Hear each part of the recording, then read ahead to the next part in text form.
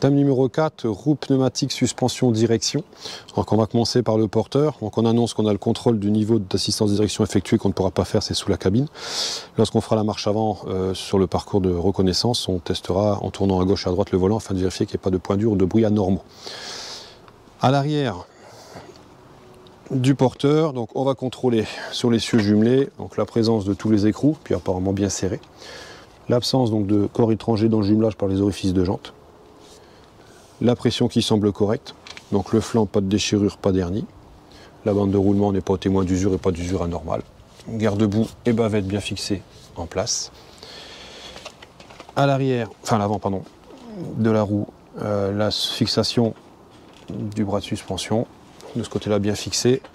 Et derrière, l'état du coussin d'air, donc en état tout neuf, pas de fuite d'air également, pas de tache au sol sur une fuite amortisseur. Pas d'anomalie sur la suspension. On passe, on vérifie la même chose sur une roue de la remorque. Allez, on va prendre la dernière, au choix. Donc les écrous sont tous présents et apparemment bien serrés. La pression semble correcte. Le flanc, pas de déchirure, pas d'hernie. Bande de roulement, pas au témoin d'usure et pas d'usure anormale également.